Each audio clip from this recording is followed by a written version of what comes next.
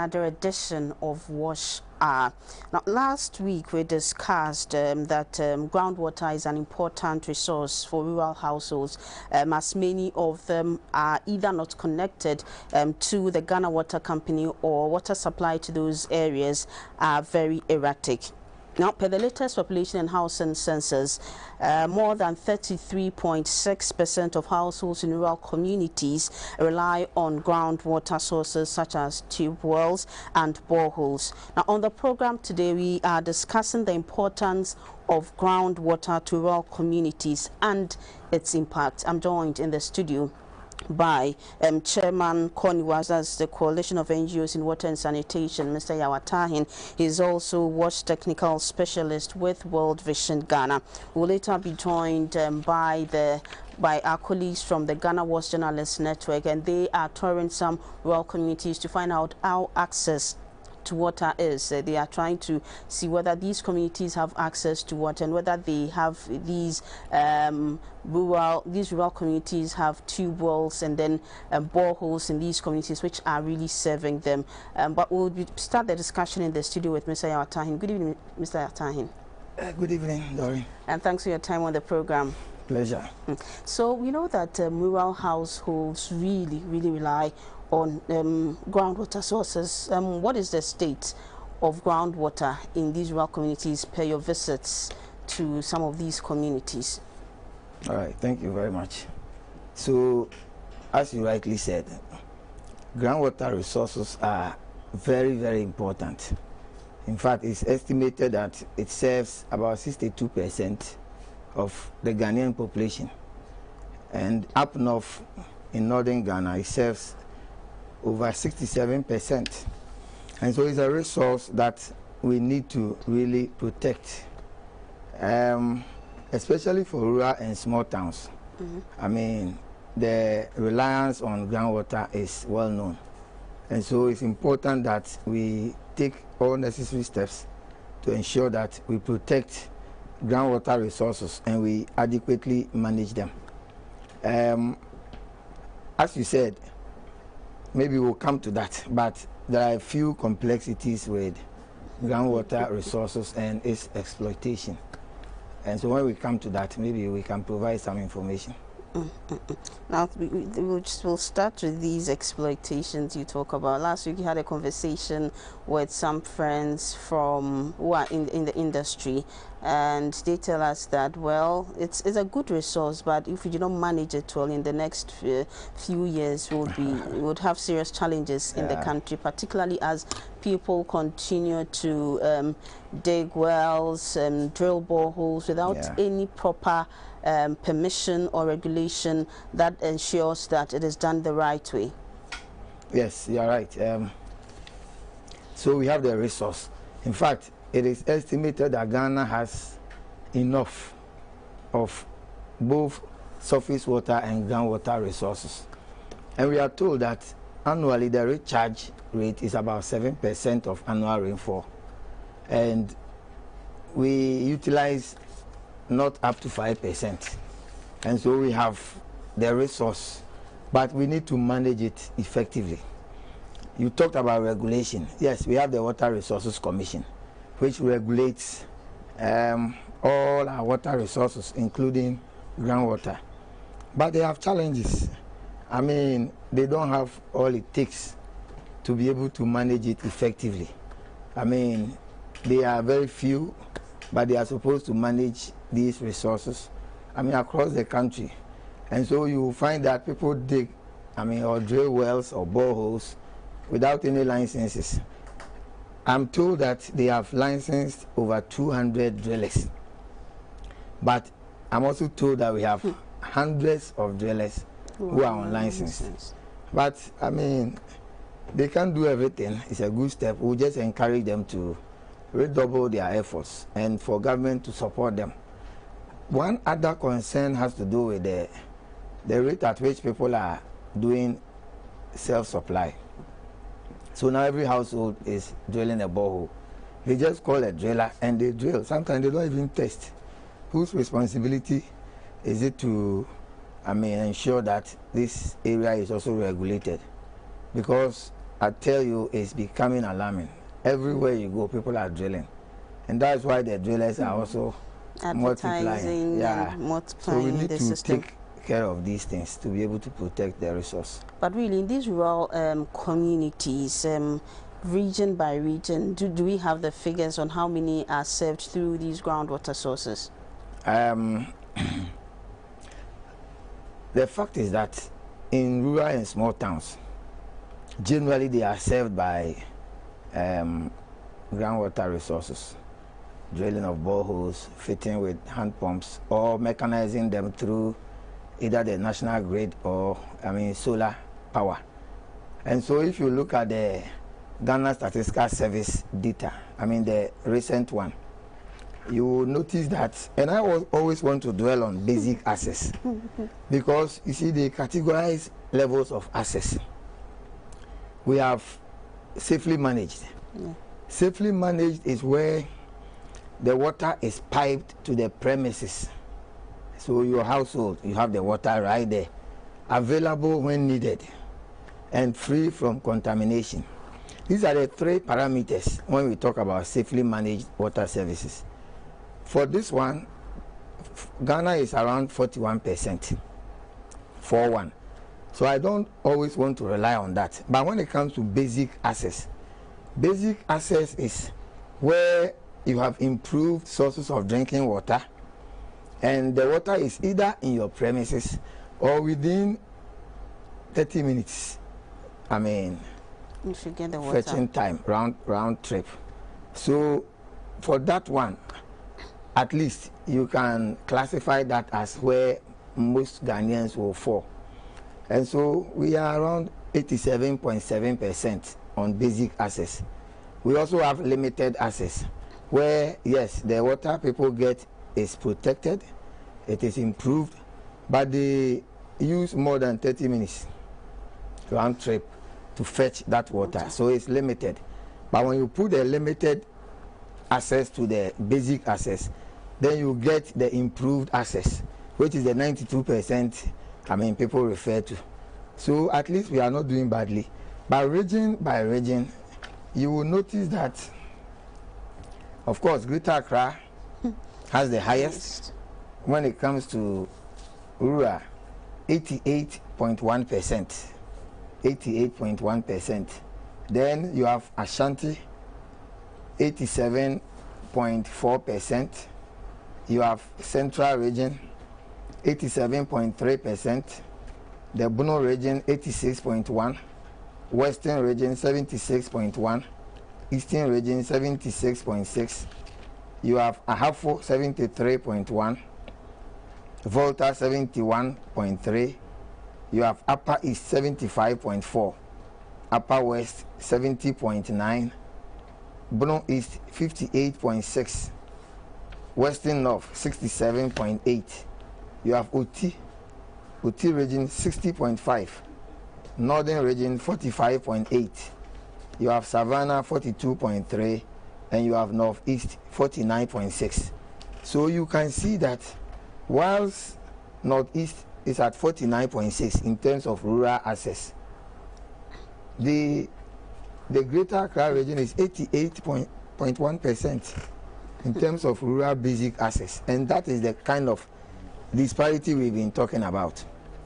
The disparity is quite huge, and I think that is where policymakers need to focus attention on. If you take even the national coverage, whilst Greater Accra is at 97.6%, Northeast is 54%. So the disparity is quite huge. And so we need to pay attention more to the deprived regions now compared to the, regions that are doing well. So unfortunately, budget allocation is usually general and doesn't consider these factors of lack of access in these regions. Just to get some understanding and put it in perspective, when we say rural basic access, exactly what do we mean? Is it that for just rural areas having access to potable, clean drinking water, or otherwise? Yes, we are talking about rural communities and small towns having access to improved water services within a 30-minute round trip. So for such communities, yes, they have access to water, the source of which is protected, is safe, but they do so within 30 minutes in the rural areas. And basically, I mean about boreholes and protected streams, protected ponds and all those things. And then we are saying that beyond the 30 minutes, if a community is able to access safe water, we classify that as limited service, because they don't do so within the 30 minutes. Because if you have to spend 2 hours to access safe water, I mean, for me, you won't classify it as. And even in most of these cases, the water is from wells and then these boreholes. I mean, if they are not protected, then they are not even improved at all. At all. Yes, then we have about 4.2% of Ghanaians who rely on unimproved sources. And you are talking about 10 regions that rely heavily on these unimproved sources: ponds, streams, rivers, unprotected wells and dugouts and all those things. And then the tanker services. And that is where the Greater Accra region, for those who rely on unimproved water sources, I mean, a very high percentage rely on the tanker services. But why don't we have rural access covered by now? You mentioned budgetary allocation. That is the only reason, or there's more to us not being able to cover these rural areas? And even in Accra, there still seems to be a certain amount of people who still do not have access to improved sources of water. Yes, you know, we are talking basically about groundwater resources when it comes to rural and small towns.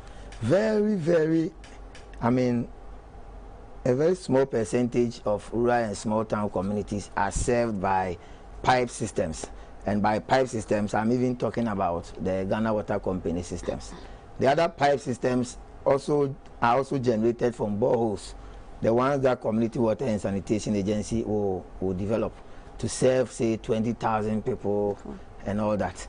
So when you are dealing with groundwater resources, even though it's available, relatively safe, it also has challenges.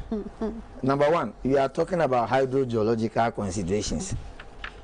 The hydrogeology is such that, first of all, you need to determine that the water is available down there. And you need to do so through a number of, means, technological means. Once you determine that, yes, there is the possibility or probability, the likelihood of hitting water down there, you are not done. You are now coming to develop, to drill. And once you drill, you don't even know the length at which you can go. And then when you even hit the water, you don't also know the quality of the water until you have tested it and all that. So number one is the terrain or the hydrogeological consideration. You can hit dry, you can hit water, but the water can be contaminated. That is number one. The other reason, so for example, there is one community in the northern region. It's called Grumani. Grumani has been searching for safe water for years, for decades. They haven't been able to find safe water. We, as World Vision, have even drilled, at the last count, more than 20 times in that community. It's because the place is too dry. Yes, I mean, it's difficult. The water table is low. I mean, when you drill, you are not finding the water. I mean, elsewhere, you can drill in kilometers, not even in meters. But you see, averagely in Ghana, we are lucky. We are fortunate that, averagely 40, 50, 60 meters, you are hitting water. Sometimes even 30 meters, 20 meters, people are hitting water. But in those communities, we have tried several times with the sophisticated rigs and all that. We have not been able to. So that is one major challenge. And how do these communities survive? Very good. And because, you see, we have not paid attention to alternative water supply systems, alternative water supply technologies. Once you are not able to hit groundwater for those communities, it means that they are going to rely on surface water. And so if surface water is available, what prevents us from putting in place a mechanism or the technology to ensure that we are able to treat the surface water for the community and surrounding areas? For me, that is where I look at. We shouldn't always pay attention to only groundwater resources. We should look at alternative water supply technologies. And for such communities, sometimes what we do is that we give them purification materials. So there's one that we have called the Procter & Gamble sachet, purification sachet. You give them, they use it to purify the water until such a time that we are able to get them safe water. There are many communities like that. So they have to practice household water treatment and storage. Otherwise, the water they will be consuming will be contaminated and it can affect their health. So these are some of the reasons. The other reason is that we are not investing enough. And let me go back. When I talked about water quality, I'm sure you are aware of some of them already. Up north, you can talk about fluoride, which is pervasive. In fact, the clearest case is in Bongo, where people's teeth are decaying and all that because of the fluoride content in the water, which is very high. There are treatment facilities, but they are expensive. And so there are several communities where when they drill and the fluoride content is high, instead of capping it, they will use it. Apart from that, we have iron. Iron content is also very high in many places, scattered places. And then you also have total dissolved solids being very high. I mean, that is where you have salty water, especially along the coast. And then you have arsenic, which is a metal, which is very, very, dangerous. You have lead, you have other trace metals. And so if we are unable to test the water to detect all this and be sure that they meet all the parameters, then, you are putting people's lives, in danger. So these are the challenges with groundwater. Then I talked about... Before you go, you talked about investment. Yeah. And these sources have all these challenges, the high amount of fluoride, iron, and all of that in that water. Obviously, it's government's responsibility to invest in the sector to make sure that even people in those communities have access to these, access to good sources of water, clean and potable. What exactly is the challenge from the part of government? You have been interacting with them, so what has been the challenge? Government will always tell you that everybody must have a share of the pie. But they must also have a share of the pie as well. Yes, so they will tell you that they are having a share, so they are doing it gradually. But I ask myself, if I were a government, will I not provide for the most basic needs of my citizens before other needs? Because who will say they don't need water? If I come to you and I ask you to rank your topmost needs on a scale of preference, 1 to 5, definitely you will have water in there. Because without water, there's no life. And yet, we dedicate a very small percentage of our budget, our GDP, to provision of safe water. And then people get sick from it, and then we spend huge sums of money to treat them, import drugs and all kind of things. Why can't we pay attention to the preventive aspect of healthcare? Give people safe drinking water. Let them have a cleaner, healthier environment. They won't get sick. And the money you would have spent to treat them, you can use it for other, developmental, activities. And yet, up to now, we are still struggling to get safe water to our people. That is something I find very difficult. So funding is not coming. CWSA is big. They have the expertise. They have the knowledge. They have the experience. And yet they don't have the money to drill the boreholes and to supply to communities. Ghana Water Company, for example, is huge. They don't have the money to do the expansion. I didn't know there was a water shortage. In fact, I was using a poly tank until it ran out. And I realized the water was no more flowing. Then I went out and found people carrying gallons and buckets, traveling to find water. These things should not be happening in this time, because the momentum that we had, if we had sustained that momentum, by now I think we would have been doing much better. Yeah, because around 2015, we had achieved our MDG targets for safe water. 78, we achieved 89. But right after that, I mean, we have been coming down, and we are 62% according to CWSA, and we are not improving because the funding is not coming. And I think that we need to really invest in this area to ensure that, I mean, everybody everywhere can have access to safe drinking water. Apart from the funding, I have also talked about the fact that we don't invest in alternative water supply technologies. But beyond that, even the operation and maintenance issues are also a difficulty, such that we drill boreholes, we put up systems, and we are unable to effectively manage them. And that is where I think we should also be paying attention to. Because at a point, about 30% of all the boreholes and the water facilities we had broken down, and it was very difficult for communities to be able to fix them. Now, operation and maintenance is such a major issue that if you leave it in the hands of community members, I mean, that is a challenge you are going to face. No. So it was no wonder.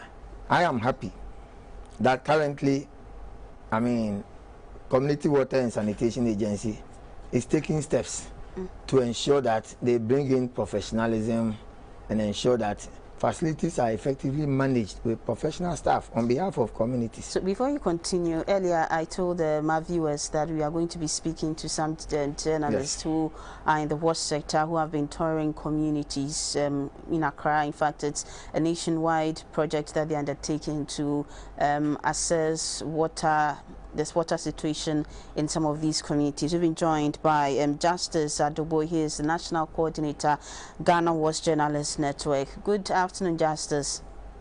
Yeah, good afternoon, Doreen. So, Justice, what are you seeing on the ground? All right. Okay, so Ghana assessment yesterday on the ground, and let me say that we are doing this in partnership with the Roddenberry Foundation, who are sponsoring some of our activities on the ground, and then also the Water Aid Ghana supporting some of our assessment on the ground. Now, some of the communities we have been visiting in Accra include Adenta municipality, and then also the English Mount Rome in the municipality. We visited the Fafaha Foster Home area yesterday. One of the communities there is called Usuonano. Now, that community is located just close to a dam. It's a lagoon kind of around the Fafaha Foster Home area. And that is a very deprived community with no water supply at all.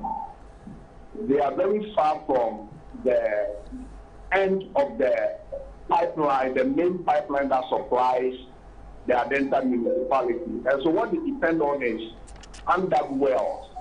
Some of the community members who have been able to dig wells in their homes have become the suppliers of water to the people, and these people supply water to their neighbors for free. Their neighbors go to their homes to fetch water for free.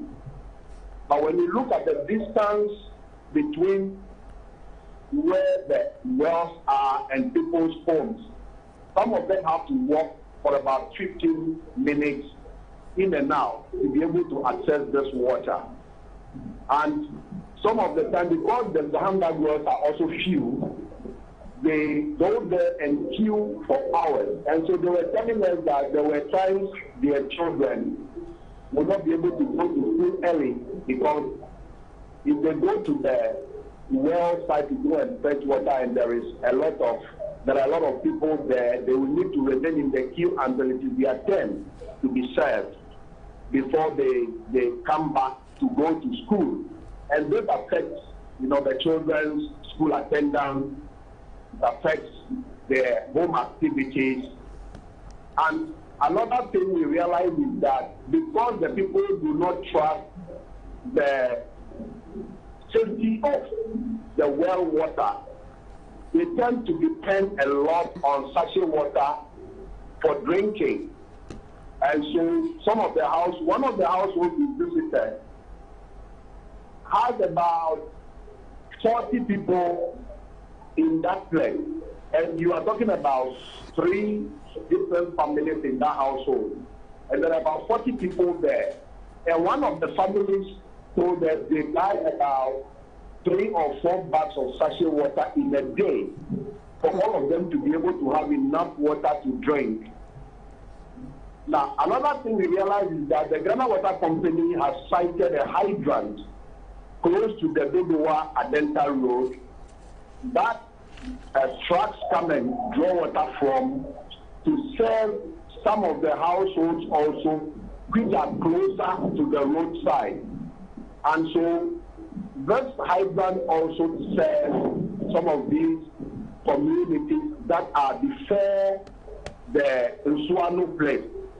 And for that one, we commend the Ghana Water Company so much because not every household has been able to lay the pipes to their homes.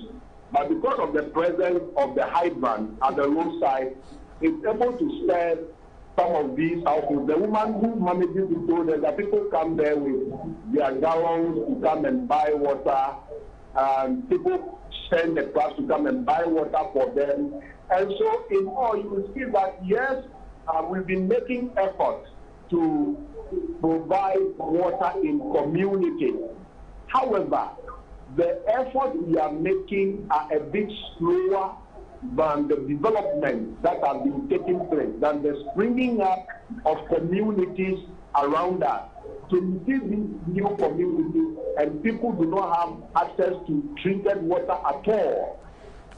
And one of the other communities we visited today, if I have time to explain, this is a place we did some work before. It is called Tumefa, just behind the Ouija Dam. We did some work there more than 10 years ago and realized that this community that is just close by the Bensu River and not too far from the Ouija treatment plant does not have treated water, does not have pipe-borne water. And so they depend on raw water from the lake, from the Bensu River, to cook, to wash, to bath. And the people were telling us that when they bath this water, they begin to get rashes and they have to go to the hospital for treatment. But they have no other alternative than to continue depending on this water because there is no source of treated water in that community. And what surprises us is that we brought up this issue about 10 years ago. A colleague of ours needed to cross the lake in a canoe to access this community. We brought it up, policymakers said they will take care of it.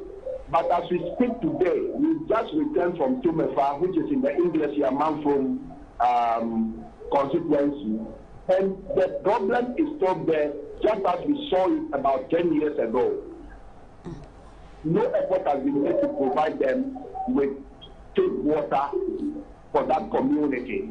And so these are some of the observations we are making on the ground, Doreen. So, Justice, from the videos you are seeing and what you've been saying, most communities or most households are relying on hand-dug wells and boreholes. But what we're also hearing is that you need a permission to have these done. Do we know whether these households got that permission to have the wells dug or have these boreholes constructed? Because this indiscriminate way of having these done is becoming a challenge. Yes, for those who have boreholes, what we hear is that they have had some interaction with the Water Resources Commission before the boreholes were sunk for them. But those with the hand-dug wells, they even told us they do not even know about any institution named Water Resources Commission let alone knowing that they need permission to dig a well. For them, they were just making the effort to satisfy their water needs. That was what was most important for them. So they do not know even that they need permission to be able to sink a well in their home to use. Now we see a lady in the shot over there trying to cover the hand-dug wells. Do we know the state of the water from those wells? Is it that clean? Is it potable? Okay, this particular lady is the husband who sank that well. And from that place, the community members, and we verified this from the community members, that is where majority of the people in Usuano go to get water for their household use. She told us that the woman herself has a shop where she sells sachet water. So she explained to us that she knows that water is not drinkable, but they use it to cook, they use it to bath, they use it to wash and do all other things apart from drinking. And they depend on sachet water for their drinking. Well, thank you very much, Justice, for that. That's Justice Lee Adoboy, his national coordinator, Ghana Watch Journalist Network. Now back to the studio. Mr. Ahin, you've seen for yourself on the video what has been happening in these communities, and Justice has given us enough information about what they are finding out on the field. First, your reaction, particularly on what he said about having people over-reliance on these hand-dug wells. Yes, people must have access to water. So if the water is not available, they will find every means to get water. I mean, this thing that we saw is an eyesore. In any advanced country, I mean, you will not be seeing this. That people can dig, I mean, a well in their home, uncovered, unprotected. And then the other community members will also come there to fetch. First of all, the safety issues. I'm not sure they will even test for the quality of the water. Know they needed permission, so definitely. As for the permission, I mean, testing is out. Especially for boreholes, the person who contracts the driller and the driller who is not licensed, I mean, are both guilty, and they can be subjected to punishment by law. I think it's Act 1827. But many people don't do it. But for me, I'm concerned about the safety and the quality issues. I've seen children fall into many of these hand-dug wells, and they die. And what is the quality of this water that people are consuming? It's something that we need to, as a country, pay attention to. We allow so many things to happen, and they shouldn't be happening. So I think that government must do a lot more, a lot more, government and its stakeholders, to be able to have a plan, a comprehensive plan of getting everybody everywhere access to safe water. For that is what they need. Once they get the water, then they will be able to have income generation activity, especially in the rural and small towns. Access to safe water is an income generator. Household income will improve, and then you are taking people out of poverty. They can take care of their children's education, and then they will be developing. But if we don't start from there, I mean, we are missing the point. I think we should go back to the basics and ensure that access to water, I mean, reaches everybody everywhere. That is what we need. But we also know that climate change is not making it easy at all for us to even have access to these groundwater sources. Yes, that's true. I mean, not only climate change. You see, groundwater resources is also a cushion against climate change. You are able to use groundwater resources to mitigate the negative impact of climate change. Apart from that, our human activities, I mean, when the multiple indicator cluster survey report 2017-2018 said that 5 out of 10 point sources are contaminated with E. coli, and 8 out of 10 household water is also contaminated with E. coli. I mean, it wasn't difficult for me to appreciate the linkage, because open defecation is so high in this country. In some regions, open defecation is as high as 60%. So when you have such a situation, why will you be surprised that groundwater resources will contain E. coli? I mean, fecal contamination of water. It's also one area we need to pay attention to. Apart from that, galamsey activities is something I will always mention, because I can't understand why, as a country, we have allowed such activities to persist. And we have all the power, we have all the resources, we have the money to be able to combat it. You think we have all the power? Like we have all the power. Government has the power. What power of state can be bigger than government? People need to feed themselves. Yes, and you're not providing them with that alternative. So let's do that. I mean, the fact that we are not providing you with alternatives doesn't mean you should pollute our water bodies and destroy them, when you know that water is life. I think that this is something government should be able to handle easily. For me, government should be able to handle it in collaboration with the chiefs and opinion leaders. And yet we have allowed these things to happen. So I think that we have a problem on our hands if we don't begin to act immediately. The time is now. We are not even monitoring our groundwater resources adequately. And the last time I was suggesting that we need research. That's another issue that our panelists talked about last week. Yes. Regulating it and making sure that we monitor to check one's safety, how people are using it. Good. In fact, elsewhere, you know, we went to South Africa in 2011 or 2012 with some sector players to go and see how their system works. And I mean, it's fascinating. They have a unit for everything.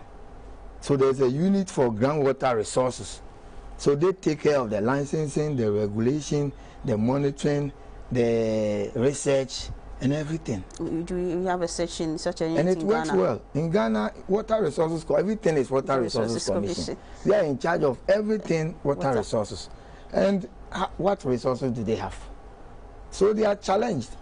If we want them to do a good job, we should strengthen them, build their capacity, give them all the resources, and they will deliver. Otherwise, it's going to be very difficult for us to be able to effectively manage our water resources. It's difficult. Now, about this issue on regulation, how do we go about it? It's making sure that, yes, galamsey is stopped, making sure that we get people to really monitor, making sure that people do not dig these wells indiscriminately. And I've talked about them. It's not something that is difficult. This is why you don't need rocket science to be able to do this. Thank God, when it comes to development of policies, we are one of the best in the world, I tell you. Implementation. When it comes to development of strategies, we are one of the best, but we don't implement. Why we don't implement? Lack of commitment, political, social, and religious interferences, lack of resources, and that is the major issue. So the major institutions we have set up to manage our water resources, we don't resource them. But do we have that regulation or that law there that protects these groundwater resources? Yes, we have the legal framework, we have the licensing regime and all that. If you go to Water Resources Commission, they will give you all that. And you ask them, so why are we not seeing action? They will tell you it's difficult to be able to oversee the entire country with the kind of resources that they get. Very little. They can't do much. So we'll take a quick break and then we'll come back with more. The program is still Wash. We'll be back shortly.